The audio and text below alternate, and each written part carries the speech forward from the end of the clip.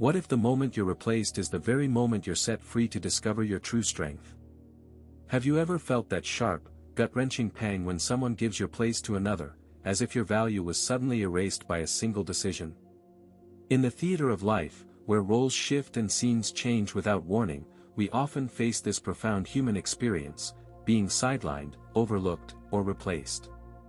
And as we journey together through these ancient Stoic corridors of wisdom, I invite you to subscribe and join our growing society of thinkers, where we unravel the secrets of the mind and soul, not as mere spectators, but as active explorers of our own potential. Imagine, for a moment, the Stoic sage Marcus Aurelius, ruling an empire yet constantly reminded that his throne could vanish in an instant. He wrote in his Meditations, "You have power over your mind, not outside events. Realize this, and you will find strength." This is the core of Stoic philosophy, the dichotomy of control. When someone gives your place to another, your first instinct might be to lash out, to cling to what was lost, but the Stoic asks, what can I truly control here? You cannot control another's choices, their whims, or the fickle nature of external circumstances. What you can control is your response, your thoughts, your actions, your inner virtue. This isn't about suppressing emotion, it's about transmuting pain into power through psychological insight. Think of it as amor fati, the love of fate. Instead of resisting the reality of being replaced, embrace it as a necessary part of your story. The psychologist in us might call this cognitive reframing, but the Stoic sees it as aligning with nature's flow. Now, let's explore 5 Stoic-inspired actions to take when faced with such a scenario. First, pause and accept. In that silence, acknowledge the sting without letting it define you. This is where resilience is born, not in avoidance, but in mindful acceptance. Second, shift your focus inward. Ask yourself, what virtues can I cultivate from this?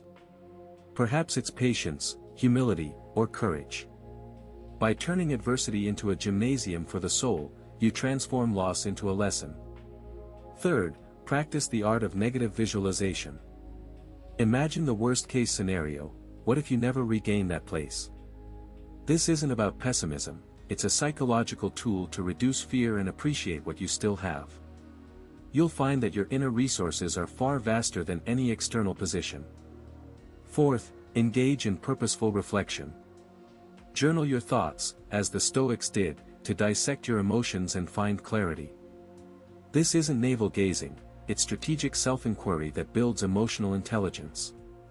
And fifth, take action on what you can influence. Channel your energy into projects, skills, or connections that are within your sphere of control. This is where dark psychology meets light, using understanding of human behavior not to manipulate, but to master yourself. Throughout history, from Seneca to modern psychologists, we see that true power lies not in holding a place, but in owning your mind. When you're replaced, it's an invitation to audit your self-worth, to see if it's tied to titles or to something deeper. The Stoic reminds us that virtue, wisdom, justice, courage, moderation, is the only true good.